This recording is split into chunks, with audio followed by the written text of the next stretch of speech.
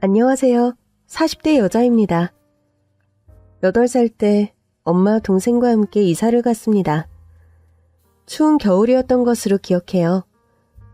젊은 시절 아빠는 훤칠한 미남이었어요. 선을 봐서 엄마와 결혼을 했죠. 나이가 어렸던 엄마는 크게 결혼 생각이 없었대요. 하지만 어려운 형편에 입 하나 줄여야 했던 상황. 이모들이 서둘러 결혼을 추진했다고 해요.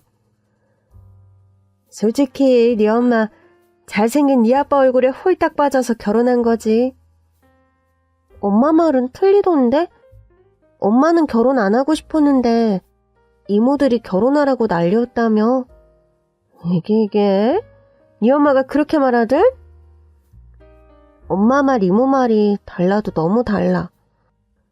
그러나 저러나 얼굴 하나 빼곤 아무것도 없는 네 아빠. 8년 버틴 거면 오래 버틴 거지. 신혼 때부터 엄마는 결혼을 후회했대요. 아빠가 딱 그런 사람이었거든요. 밖에서 잘하고 안에서 막 하는 사람. 가까운 사람한테 잘해야 하는 게 맞는데 내내 가정에 마음을 못 붙이던 아빠는 결국 엄마에게 이혼을 통보했어요. 엄마는 아빠한테 그렇게 당하면서도 어린 저와 동생을 생각해 가정을 지키려고 했지만 다른 여자한테 눈이 돌아간 아빠는 자식 따위는 안중에도 없었습니다. 엄마는 혼자 딸 둘을 키웠어요. 혹시나 어린 딸들에게 무슨 일이 생길까 재혼은 생각도 해본 적이 없었대요. 연약했던 여자에서 강한 엄마가 되어 저와 동생을 키웠습니다.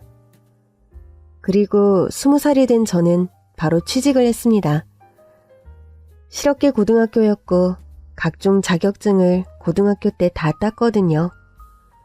중소기업 경리로 사회생활을 시작했어요.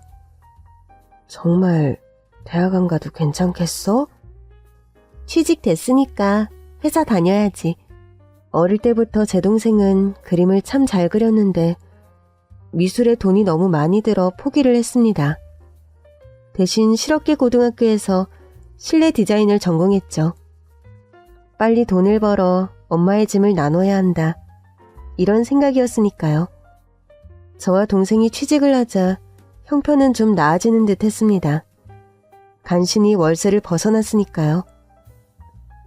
나 공부를 좀 더 할까? 무슨 공부?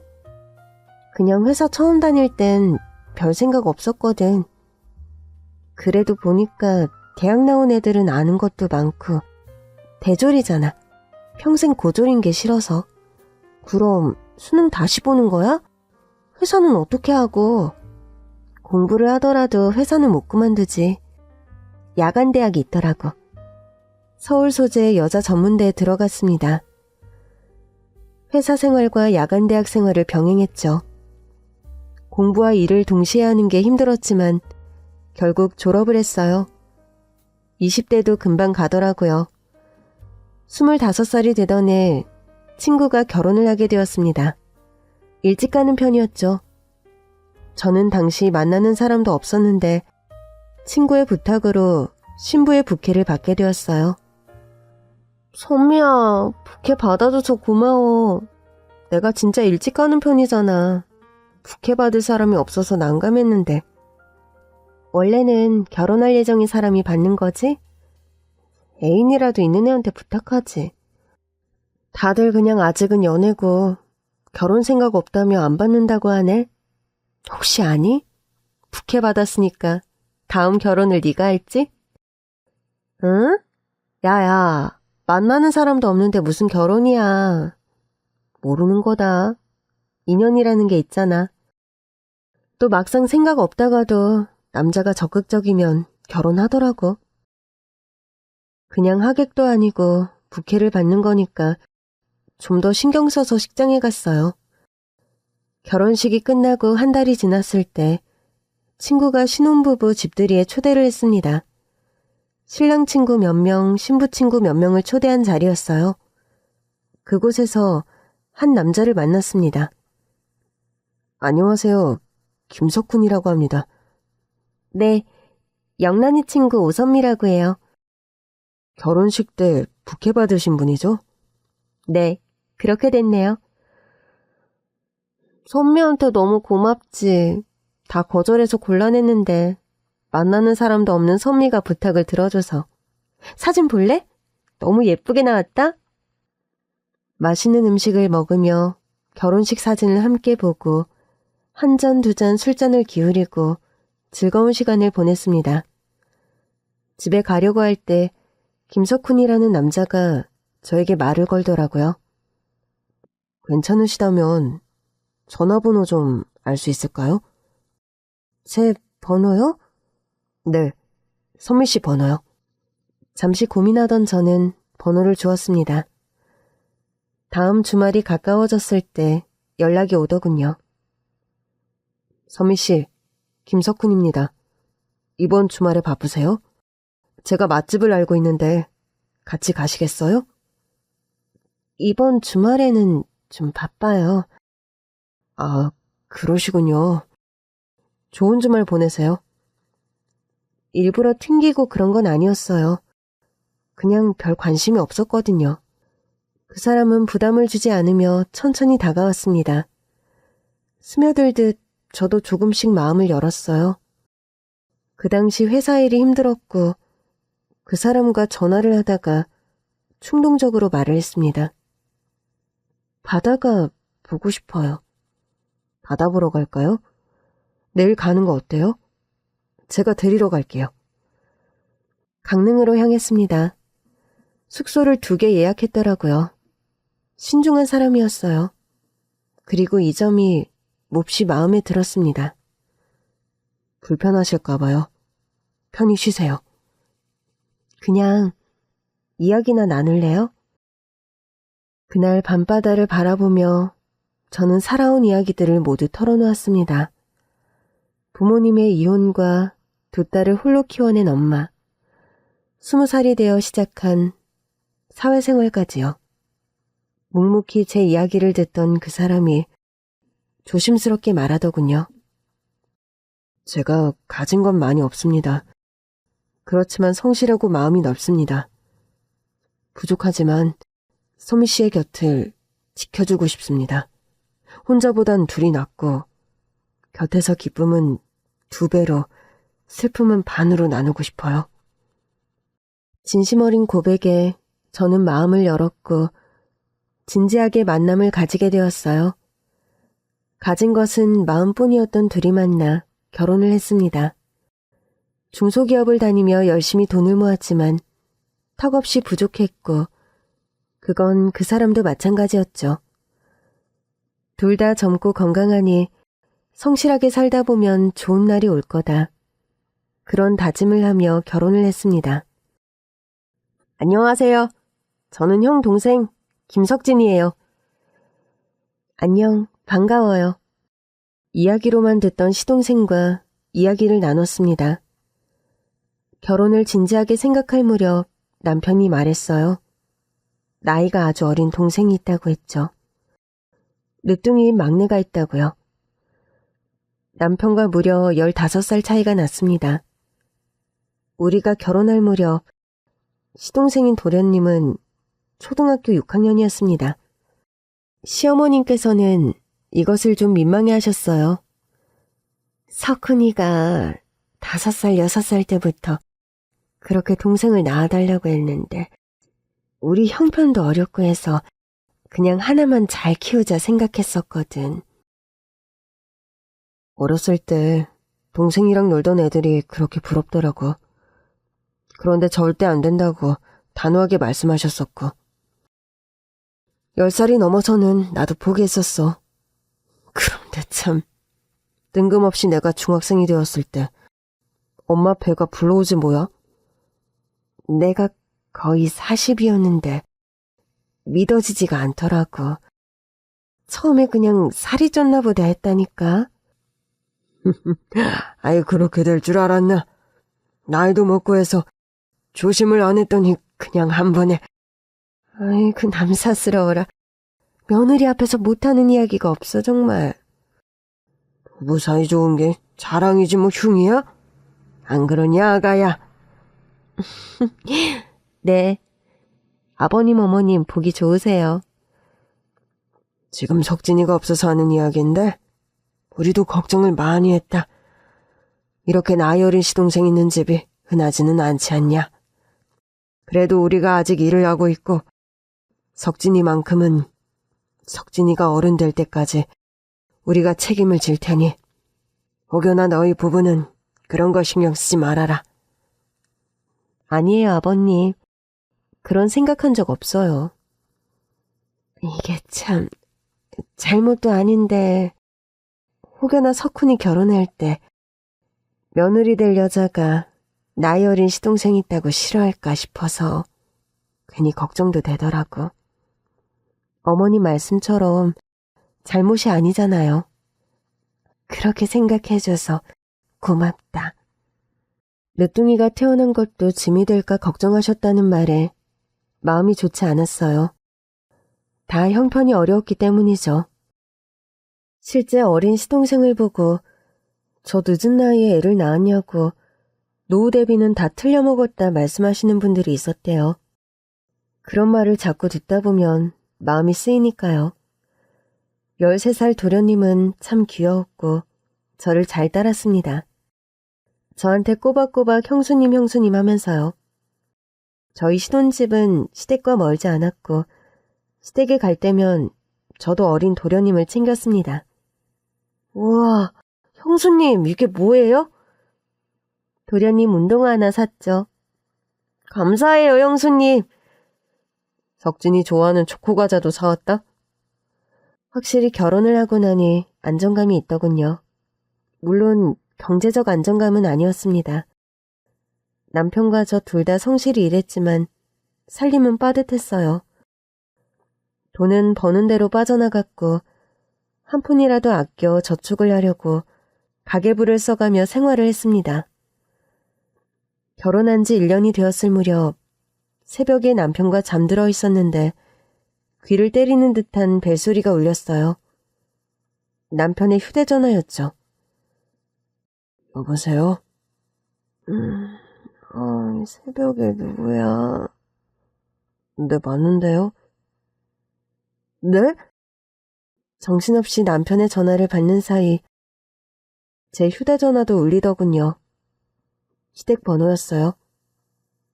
네? 형수님, 전데요. 도련님, 무슨 일이에요? 형한테 전화했는데 통화 중이라. 엄마 아빠가요. 말을 잇지 못하고 울먹거리는 도련님을 달래고 있는데 어느새 남편이 겉옷을 가져다주며 얼른 챙겨 입고 나가자고 하더군요. 시부모님은 함께 공장에서 일을 하셨어요. 연세가 드시며 가능하면 주간 근무만 하려고 했는데 아무래도 야간 수당이 더 많았기에 종종 야간에 일하실 때가 있었습니다. 이제 중학생이기는 해도 두 분이 야간에 일을 할 때면 집에 혼자 있는 도련님이 걱정이 되곤 했었죠. 그날도 두 분이 함께 공장 야간 근무를 하던 중이었는데 화재가 발생한 것이었습니다. 소방관이 출동했고 4시간 만에 진화를 했지만 저희 시부모님 모두 빠져나오지 못하셨습니다. 형수님. 석진아, 너 여기까지 어떻게 집에 있으랬잖아. 저금통 깨서 택시 타고 왔어. 도련님, 많이 놀랐죠? 어떻게 이런 일이. 병원 복도에서 저희 3사람은 한참을 끌어안고 울었습니다. 그 일은 남편, 특히 어린 도련님에게 큰 충격이었습니다. 시간이 아주 오래 지난 뒤에야 남편은 이런 말을 하더군요. 그래도 나중에 생각하니 그나마 위안이 되는 것 같아. 연기 때문에 가셨다는 거. 직접 불이 붙어서가 아니라. 그렇게 항상 어디든 함께 다니셨는데 결국 한날 한시에 같이 가셨네. 외롭지 않으시겠지? 그 일로 약간의 보험금을 받게 되었고 도련님은 저희와 함께 살게 되었습니다. 누가 먼저 말을 꺼낼 것도 없이 당연한 일이었죠. 제가 먼저 말을 한 것 같기도 해요. 어머님 아버님 댁을 정리하기 전에 도련님 짐부터 저희 집으로 옮겼으니까요. 선뜻 이렇게 결정해줘서 정말 고맙게 생각해. 당연한 거잖아. 도련님 이제 중학생이야. 혼자 밥 챙겨 먹을 정도가 됐다고 해도 아직은 부모의 사랑과 돌봄이 필요한 나이지. 그리고 그런 일이 도련님에게, 자기한테, 우리 가족에게 일어난 게 너무 아직도 믿기지 않지만 함께 이겨내야지. 가족이잖아. 함께 살게 된 어린 도련님. 원래도 심성이 착하고 의젓했는데 함께 살면서부터는 더욱 그런 것 같았어요. 말수가 많이 줄긴 했지만 저나 남편이 퇴근할 때면 항상 집도 깨끗하게 정리해두고 쌀을 씻어 밥을 안쳐두었죠. 도련님, 공부는 잘 돼요? 공부 어렵죠. 지난번 시험 이야기 들으니까 수학 많이 어려워하는 것 같은데. 학원을 다니는 것도 방법이에요. 학원이요? 몇 군데 알아봤는데 중학교 때 따라잡지 않으면 고등학교 때 더 힘들대요.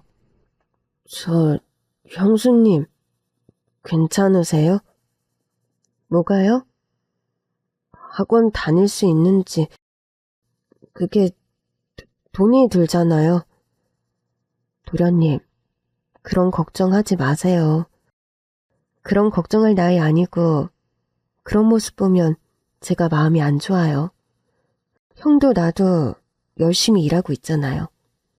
우리 도련님 똑똑하고 열심히 하니까 도움 받으면 더 잘할 수 있어요. 그런 거 어려움 없이 필요한 게 있으면 언제든 말해요. 감사합니다, 형수님. 아버님, 어머님이었다면 이보다는 덜 걱정하고 편하게 말했을 거죠? 물론 나나 형이 부모는 아니에요. 하지만 보호자잖아요. 그러니까 너무 어려워하지 말아요. 그럼 형수님, 부탁이 있어서요. 뭔데요? 예전부터 생각했던 건데 제가 나이가 한참 어리잖아요. 밖에서도 형수님이 저한테 도련님 하면서 존댓말하면 사람들도 신기하게 생각하고요. 저는 괜찮으니까 그냥 석진아하고 편하게 해주셨으면 좋겠어요. 정말요? 네. 형수님 지금도. 빨리 지금부터 편하게 말해봐요. 알겠어, 석진아. 이렇게요. 그래, 그렇게 할게, 석진아. 어리지만 참 속이 깊은 아이였습니다. 시간이 지나니 함께 사는 것도 자연스럽게 되었어요. 도련님 학원 같은 곳 등록할 때 가면 저는 젊은 엄마로 보기도 하더라고요. 세세한 사정 모르는 남들이 보기엔 그 편이 낫다는 생각도 들었죠. 그리고 도련님이 고등학교에 들어갈 무렵 저희 가정에 새 생명이 찾아왔습니다. 축하합니다. 예쁜 따님이세요. 감사합니다. 햇님아, 까꿍. 아빠야, 아빠. 태명인 햇님이는 도련님, 석진이가 지어준 것이었죠. 10달 동안을 뱃속에 있다 건강하게 태어났습니다. 짧은 산후조리를 마치고 아기와 함께 집에 왔는데 석진이가 미역국을 한 솥 끓여놓고 풍선을 불어 집을 꾸며놓은 거예요.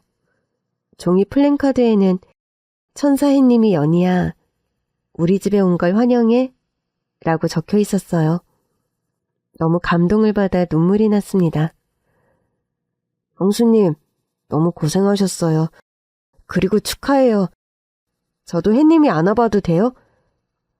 자, 안아봐. 조심조심 머리 받쳐주고. 옳지, 석진아. 햇님이 예뻐? 햇님 안녕? 삼촌이야. 형수님, 햇님이 너무 예뻐요. 너무 작고요. 새근새근 이 작은 코로 숨을 쉬는 게 신기해요. 형수님 여기요. 아가 앉는 건 아직 무서워요. 세상에 나온 지 얼마 안 된 아가. 쭈글쭈글하고 머리숱도 얼마 없는데 석진이는 아가를 너무 예뻐했습니다. 기저귀 가는 것도 곧잘했고 저를 도와 거의 육아를 함께 했어요. 아이가 태어나고 이사를 했는데 아무래도 식구가 늘고 이사까지 하니 정말 어려웠습니다. 육아휴직 이런 거 길게 쓸 생각도 못하고 아기가 5개월이 되었을 때 저는 복직을 했어요. 너무 어린 애기인데 어린이집 가는 게 불쌍해요. 어쩔 수 없지. 내가 일을 해야 해서. 집에서는 제가 많이 도울게요. 지금도 너무 잘하고 있는걸? 그리고 석진이 대학 생각하면 이제 정말 공부에 집중해야 하잖아. 갓난아기가 있어서 공부 방해되지? 미안하게 생각해. 아니에요, 형수님. 저 집에서도 집중 잘해요.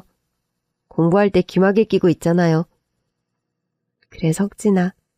항상 고마워. 저도요. 다행스럽게 딸이 순해서 많이 보채는 편이 아니었죠.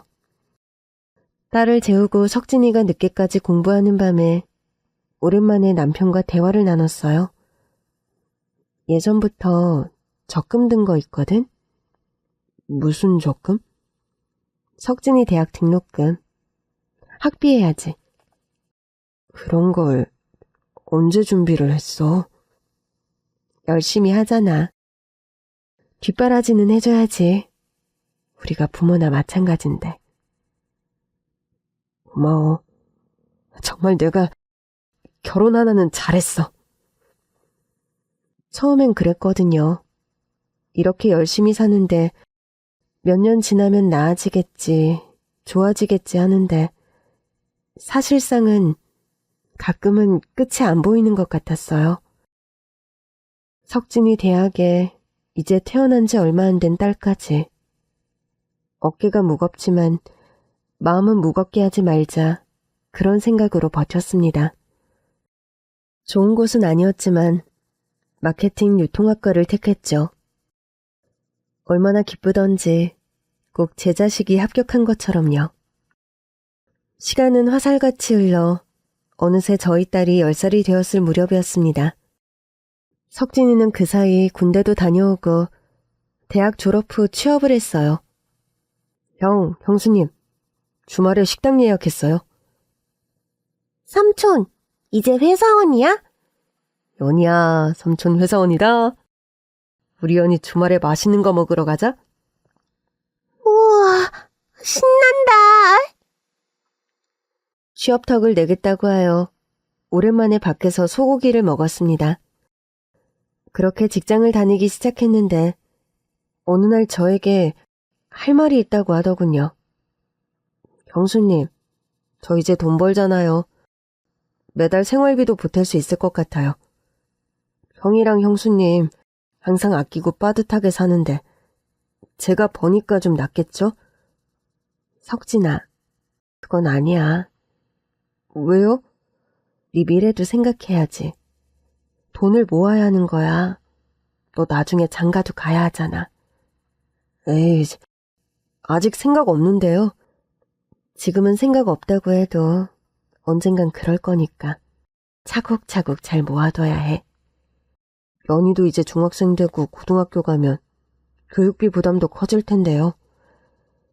형이랑 형수님이 저 대학까지 다 보내주셨는데 저도 당연히 연희 공부시켜야죠.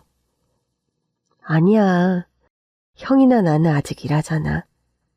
마음은 고맙지만 석진아, 저축 열심히 하고 또 가끔은 너를 위해서도 쓰면 좋겠어. 넌 가만 보면 너무너무 아끼고 알뜰하다니까? 알겠어요, 형수님. 석진이는 회사를 성실하게 다녔고 나이도 어느새 20대 후반이 되었죠.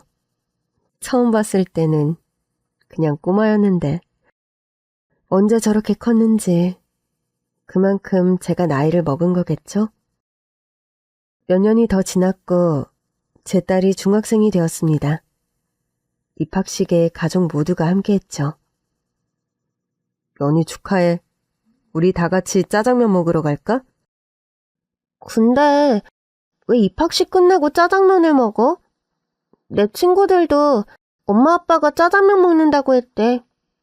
중국집 가면 다 만나겠다. 그러게. 아는 친구들 많아? 중학생 된 기분이 어때? 초등학교 애들이 같은 중학교 많이 가서 별다른 게 없는 것 같아. 아, 이제 교복 입어야 하잖아. 그게 다르네. 축하해, 우리 딸. 삼촌이 짜장면 사준다는데 아빠가 탕수육도 쏜다. 이사하는 날, 그리고 입학식, 졸업식 때 먹는 짜장면은 왜 이렇게 맛있는 걸까요? 참 신기해요. 즐겁게 식사를 하는데 석진이가 할 말이 있는 듯 머뭇거리더라고요. 석진이 왜 이렇게 못 먹어? 너무 할 말 있구나? 아, 역시 형수님은 못 속인다니까. 뭔데? 형수님. 저 사실 진지하게 만나는 사람 있어요. 뭐? 우와, 삼촌 여자친구 있어? 시간이 언제 나서 연애 같은 걸 다 했대? 집도 꼬박꼬박 아니네. 엄마 생각해보니 삼촌 가끔 외박할 때 있었잖아. 얼레리 꼴레리. 연희 너, 그건 진짜 야근하거나 회식하고 새벽에 집에 오기 그래서 그런 거거든? 에이, 뭘 알만한 사람들끼리 왜 이래? 연희 네가 알긴 뭘 안다 그래? 그건 그렇고. 석진아, 잘 됐네. 어떤 사람이야? 궁금하다. 아이고, 야, 그런데 너 아직 30도 안 됐잖아. 벌써 결혼이야? 에이, 형도 이맘 됐으면서. 가끔 보면 아직도 날 어린애로 보는 것 같다니까. 다 커서 장가갈 나이 됐거든요. 아무튼 조만간 형이랑 형수한테 소개시켜 드릴게요. 석진이가 집에서 떠나면 허전하겠다. 당신은 벌써부터 그런 생각이야? 착하고 성실하기만 한 우리 도련님. 석진이 눈빛을 보니 어떤 여자인지 몰라도 아주 흠뻑 빠진 것 같더라고요.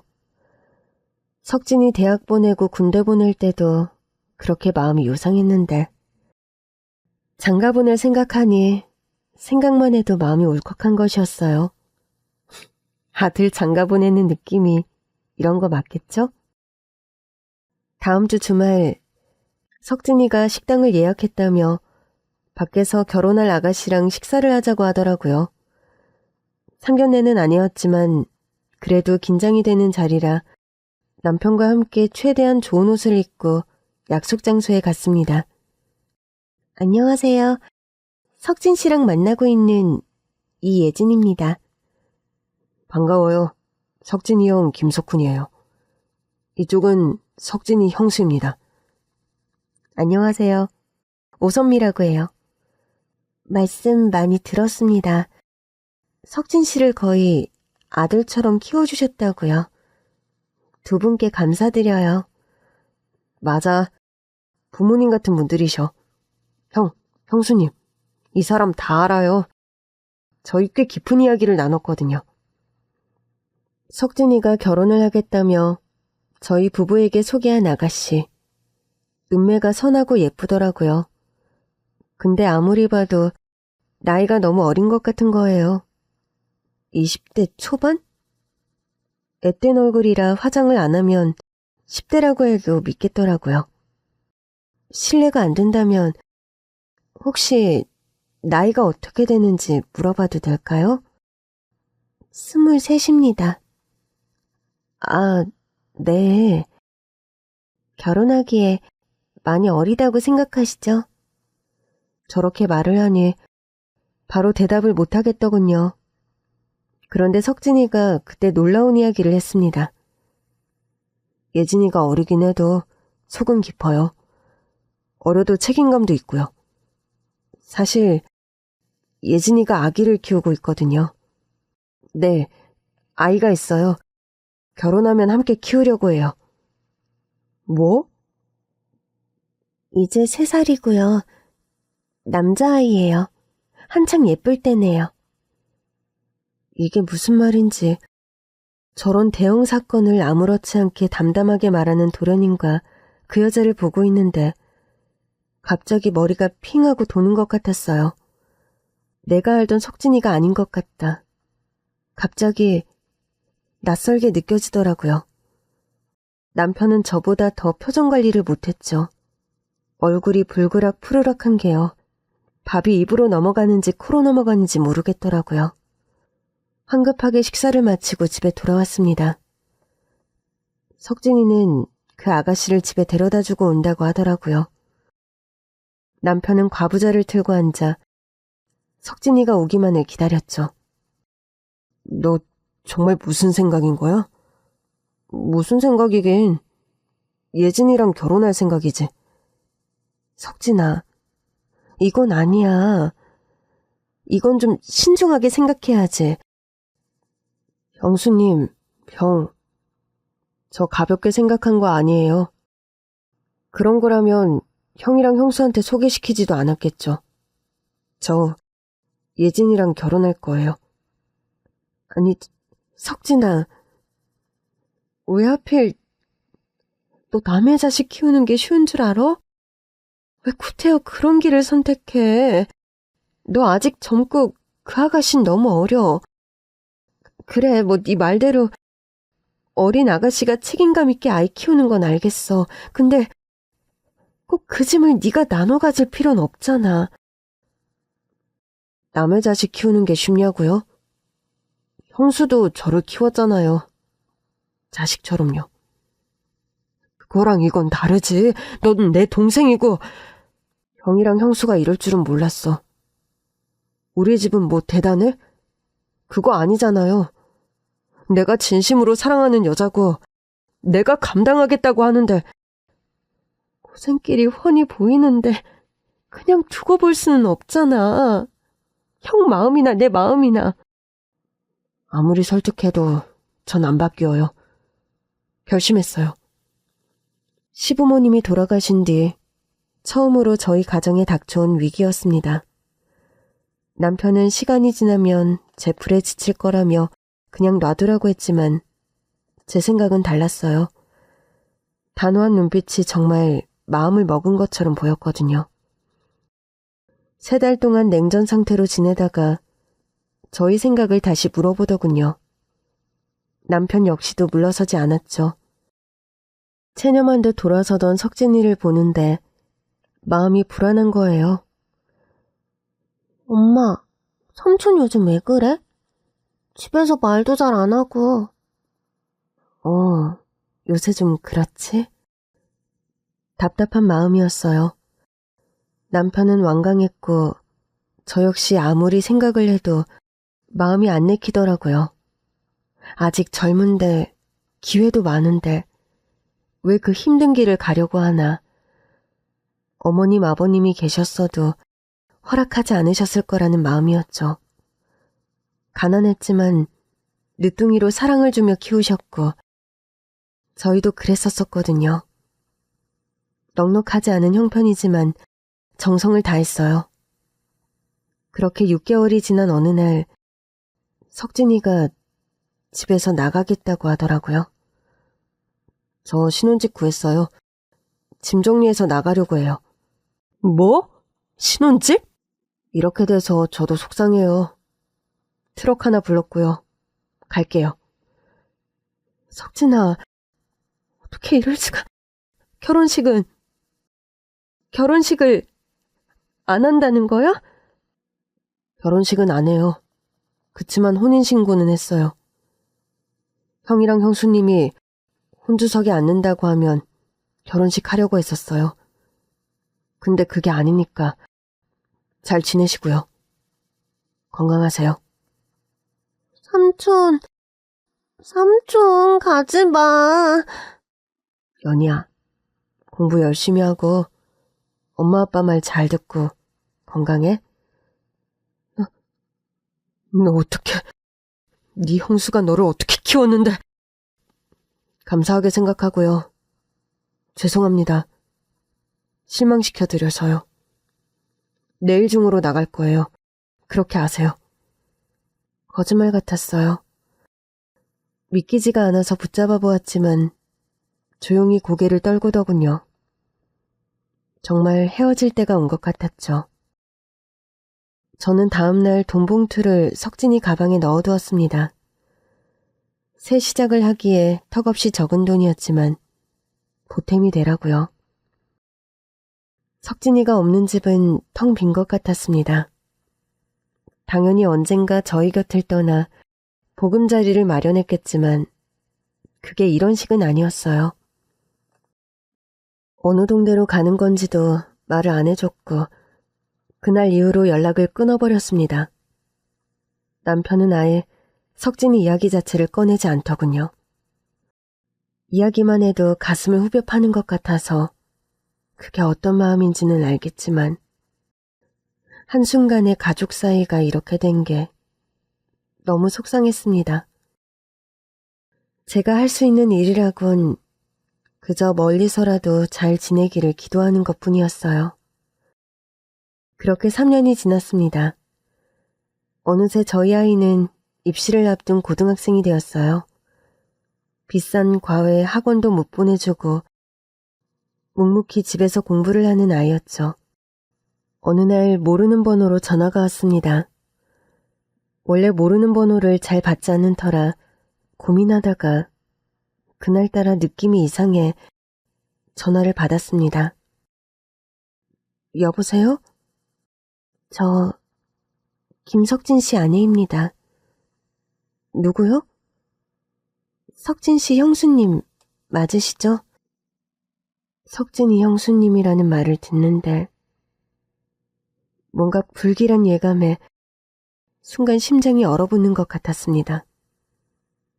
네. 무슨 일이시죠?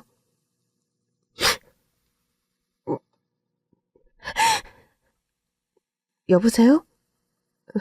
왜 그러세요? 말씀을 하세요. 네. 이런 소식 전하게 돼서 정말 죄송합니다.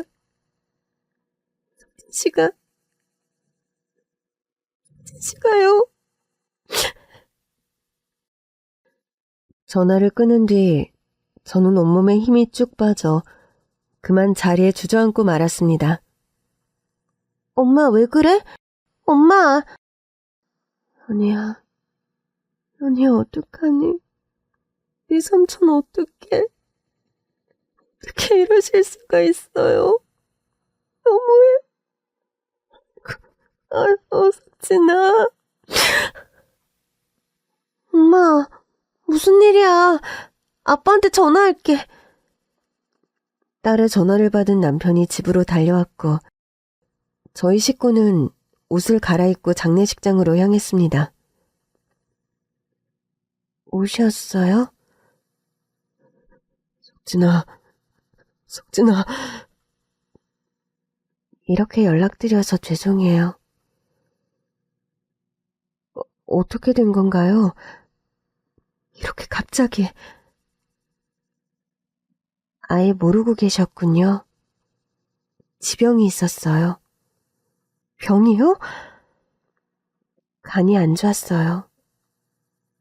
치료를 꾸준히 했지만 결국 술도 잘 안 마시던 애인데 가족력인 것 같네요. 아버지께서도 좋지 않았어요.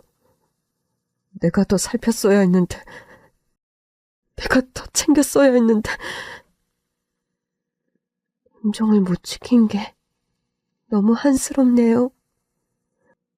갑작스럽게 떠났고 저도 너무 경황이 없다가 그렇게 되었습니다. 더 일찍 연락을 했었어야죠. 같이 살았으면 더 살뜰하게 챙겼어야죠. 왜 연락을 못했는지는 생각을 안 해보셨나 보네요. 왜 이렇게까지 됐는지 말이에요. 자칫하다가는 싸움이 될 것 같았어요. 저 대화를 마지막으로 그 여자와는 말을 섞지 않고 조용히 장례식장을 지켰습니다. 그리고 마지막 날 정리를 할 때 석진이와 결혼한 그 여자가 석진이의 유품이라며 상자 하나를 안겨줬죠. 솔직히 원망하는 마음이 컸습니다.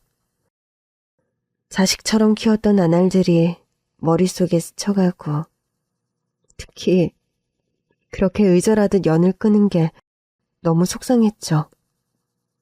그 여자를 만나지 않았더라면 이러지 않았을 텐데. 그리고 마지막을 함께하지 못하고 지켜주지 못한 죄책감이 가슴을 짓눌렀습니다. 남편은 안 마시던 술을 마시기 시작했고요. 집에 돌아와 석진이의 유품을 살펴보고 있었습니다. 저희 가족과 함께 찍었던 사진, 취업 기념으로 남편과 제가 선물해준 넥타이, 우리 딸이 썼던 편지 같은 게 들어있더군요. 그리고 일기장처럼 보이는 노트가 하나 들어있었습니다. 몇 장을 넘겨보다가 한 페이지를 읽는데 손이 떨렸습니다. 형수님만 보세요. 마치 일기장이 저한테 올 걸 알았던 것처럼 형수님만 보세요. 라는 제목의 편지 같은 글을 읽는데 눈물이 쏟아졌어요. 형수님, 석진이에요. 오늘 같은 날은 형수님과 형, 그리고 연희가 너무 보고 싶네요. 건강하게 잘 지내실 거라고 믿어요. 저는 정말 열심히 살고 있습니다. 이제 저한테도 가족이 생겼고 제가 책임을 져야 하니까요. 가장의 책임, 어깨가 정말 무겁더군요. 어렸을 때 엄마 아버지가 돌아가신 뒤 갑자기 저를 맡게 된 형과 형수님도 이런 마음이었겠죠. 100번, 1000번을 다시 생각해도 형과 형수가 없었다면 지금의 저는 없었을 거예요. 형과 형수의 축복 속에 시작한 가정은 아니지만 저는 제 아내를 그리고 아들과 딸을 사랑합니다. 그렇지만 이런 선택으로 의도하지 않게 형과 형수님에게 상처를 준 것은 죄송하게 생각해요. 참, 이 소식도 전하지 않았으니 모르셨겠죠. 아내와의 사이에서 딸이 태어났어요. 아내가 데려온 아들, 태어난 딸 똑같이 사랑스럽고 눈에 넣어도 아프지 않은 보물이랍니다. 가족을 위해서라면 더 열심히 더 오래 건강해야 하는데 하늘이 언제까지 허락을 해줄지 모르겠어요. 형수님, 보고 싶어요. 그동안 열심히 살아왔고 형과 형수의 사랑에 조금이라도 보답을 하고 싶은 마음에 남깁니다. 형과 형수 앞으로 30억 양도성 예금 증서를 마련해 두었어요. 늘 어려운 형편에 아끼며 고생하며 사셨죠.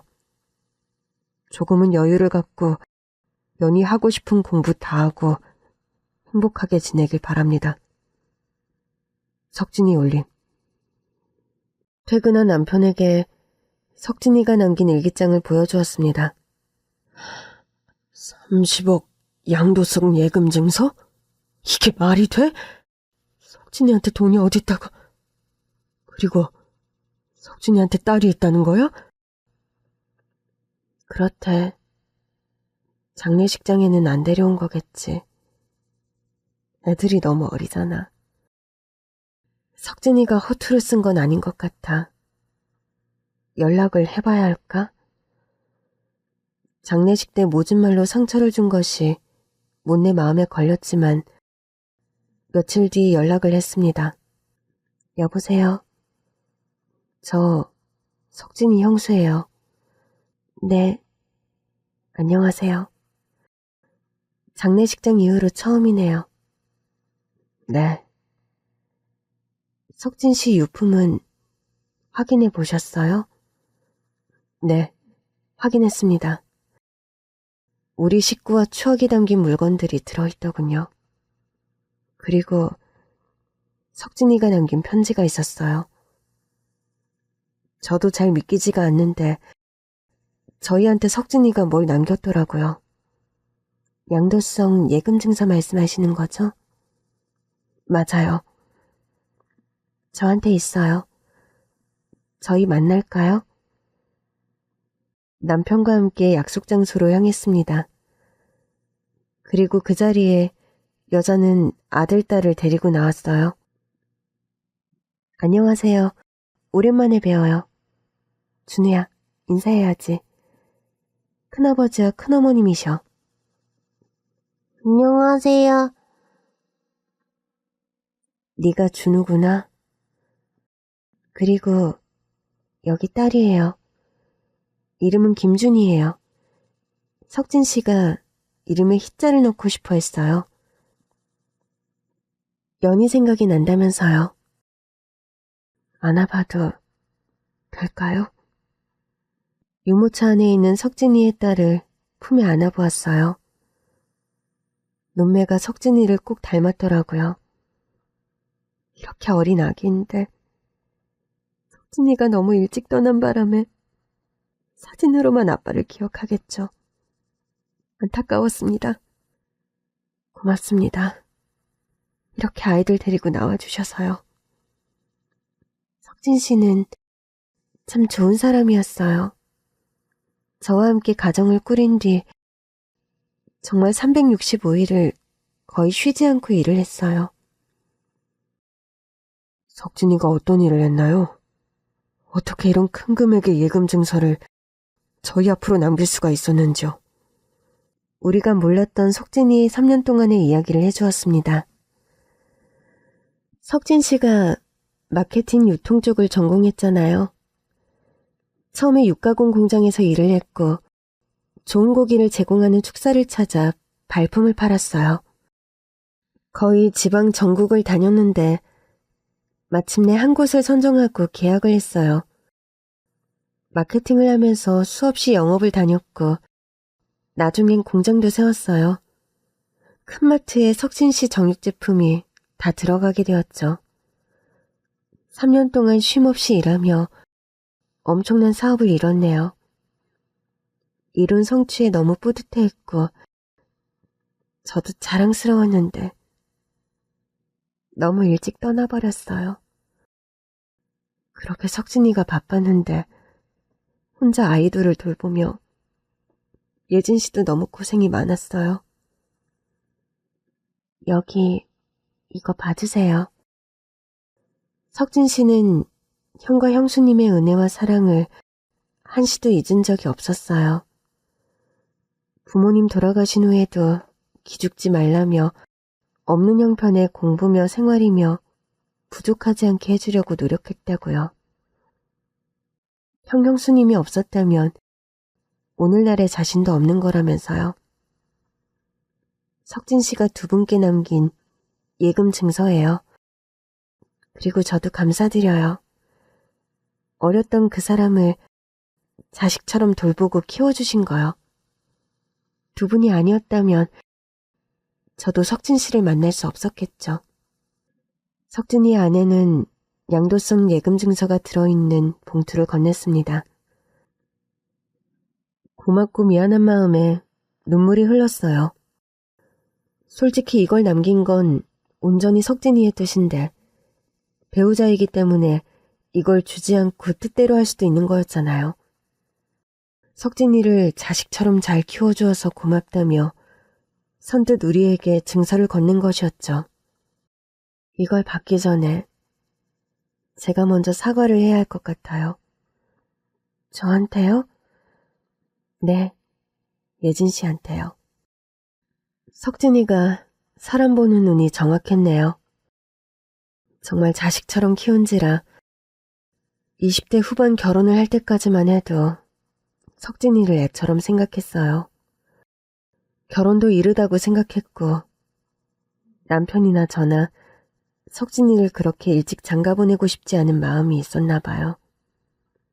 예진 씨는 나이가 어려도 성품이 훌륭하고 저보다 어른 같네요. 제가 그런 걸 못 알아보고 그저 어리다며 애가 있다며 저 역시도 남편과 같이 석진이의 결혼을 반대했어요. 혼주석에 형과 형수님이 당연히 앉아야 한다고 했었는데 내가 그걸 못 들어줘서 그게 석진이한테도 늘 마음에 남아있었던 것 같아서 그게 너무 미안하네요. 그리고 예진 씨를 잘 모르는데 그냥 보이는 걸로 함부로 판단하고 반대해서 정말 미안해요. 부족한 저를 용서해주세요. 미안해요. 용서를 구하고 싶었어요. 이 사람 말이 다 맞습니다. 재수씨, 진작에 이렇게 했어야 했는데. 그렇다면 좋은 시간을 함께 보냈을 건데 다 제가 부족하고 부덕한 탓입니다. 우리 부부를 용서해주세요. 네, 이렇게 말씀해주셔서 감사합니다. 석진 씨가 떠나기 전으로 모든 것을 되돌릴 수 있다면 얼마나 좋을까요? 지금 두 분이 저와 이렇게 함께 있는 모습을 보면 그 사람이 정말 기뻐했을 텐데요. 용서해 주어서 정말 고마워요, 예진 씨. 아니, 동서라고 불러도 될까요? 너무 늦었지만 지금이라도 바로잡고 싶네요. 동서, 고맙고 미안해요. 형님. 남편과 함께 동서에게 진심으로 사죄를 했고 동서는 사과를 받았습니다. 동서가 건네준 봉투를 들고 집에 왔어요. 그 다음날 은행에 다녀왔고요. 열심히 성실하게 살았지만 한평생 쪼들리며 간간히 살았는데 대출과 이자의 부담을 덜 수 있었습니다. 마지막 3년은 평생의 아쉬움이 되겠지만 그 짐을 조금이라도 덜어내며 살아야겠다 생각했어요. 동서, 시간 괜찮으면 우리 연희랑 같이 한번 동서네 집 들리려고. 연희가 애기들도 궁금하고 보고 싶다고 하네. 애기 둘 보기도 힘들지? 갓난쟁이 보채기도 많이 할 텐데. 내가 가서 애기도 봐줄게. 네, 형님 오셔요. 애기들 있는 집이라 엉망인데 이해해 주시고요. 뭐 그런 걸 신경 쓰고 그래. 편히 있어. 금방 갈게. 동서는 석진이와 함께 살던 집에서 그대로 지낼 거라고 했습니다. 1시간 30분 정도 떨어져 있었는데 저와 남편, 딸은 그곳을 자주 찾았습니다. 아기들도 봐주고 맛있는 것도 함께 먹으면서요. 장례식 후 동서가 알아본 납골당에 석진이를 두었는데 어느 날 그런 말을 하더라고요. 아무래도 부모님 곁에 함께 있는 게 좋을 것 같다고요. 남편과 상의해서 부모님이 계신 추모공원으로 옮겼습니다. 석진이가 함께 있을 때 이렇게 좋은 시간을 보냈다면 그것은 평생을 마음에 묻어둘 기억일 것 같네요. 그렇지만 남편을 떠나보내고 어린아이 둘을 홀로 키워야 하는 동서를 생각하면 외롭지 않도록 앞으로 잘해야겠다는 마음이었어요. 자, 우리 오늘 예쁘게 하고 사진 찍으러 가자. 준우 이리 와봐. 큰엄마가 멋진 보타이 해줄게. 어머, 우리 아들 너무 멋있다. 신사 같아. 멋쟁이 신사. 가족 기념 촬영을 예약했습니다. 저와 남편, 우리 딸, 그리고 동서와 아이 둘. 석진이 사진을 가지고요. 옷을 맞춰 입고 스튜디오에서 여러 포즈를 지으며 사진을 많이 찍었어요. 제일 잘 나온 것은 크게 뽑아서 거실 액자에 걸어두려고 합니다. 저희 집과 동서네 집에 하나씩 나눠 갖기로 했어요. 요즘 형님이 자주 오시고 애기도 같이 봐주시니 얼마나 좋은지 모르겠어요. 동네 애기 엄마들이랑도 친하긴 한데 어디 한번 나갈 때 여자 혼자 애들 데리고 움직이는 게 쉬운 게 아니라서요. 아까 이야기 들으니 준우가 커다란 물고기 보고 싶다고 하던데 우리 다 같이 아쿠아리움 예약해서 다녀올까? 그 나이 때 애들이 그렇게 수족관을 좋아하더라고. 너무 좋죠? 우리 그이가 이번에 10인승차 큰 걸로 바꿨잖아. 우리 가족뿐 아니라 동서랑 조카들 다 태우고 다니려고. 어디 갈 때마다 데리러 오시고 너무 감사해요. 나도 조카들 자주 봐서 좋은데 뭐. 긴 겨울이 지나고 꽁꽁 얼어붙은 땅이 천천히 녹고 새싹이 돋아나 봄을 틔우듯 가족 모두가 노력하여 우리 사이에 있던 단단한 벽을 허물어 갔습니다. 그렇게 스며들듯 천천히 가족이 되었죠.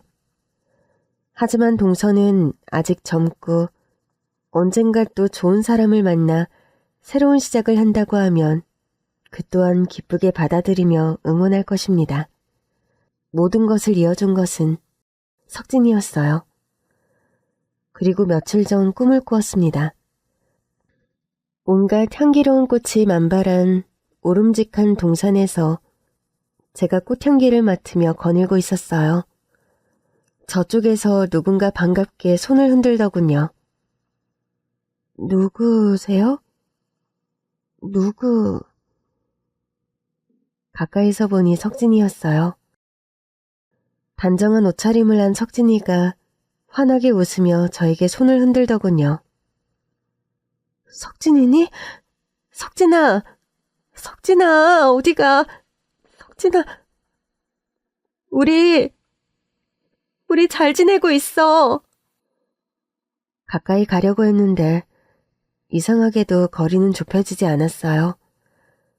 다만 제 말에 고개를 끄덕끄덕 하더니 미소를 지으며 천천히 멀어지는 것이었습니다. 그 뒷모습을 바라보며 배웅하듯 천천히 손을 흔들었습니다. 그리고 잠에서 깨었는데 마음이 편안하더군요. 동서와 조카들과 함께 잘 지내는 우리 모습에 흐뭇한 듯 편안한 얼굴로 언덕을 넘어가던 그 뒷모습은 오래오래 잊을 수가 없을 것 같습니다.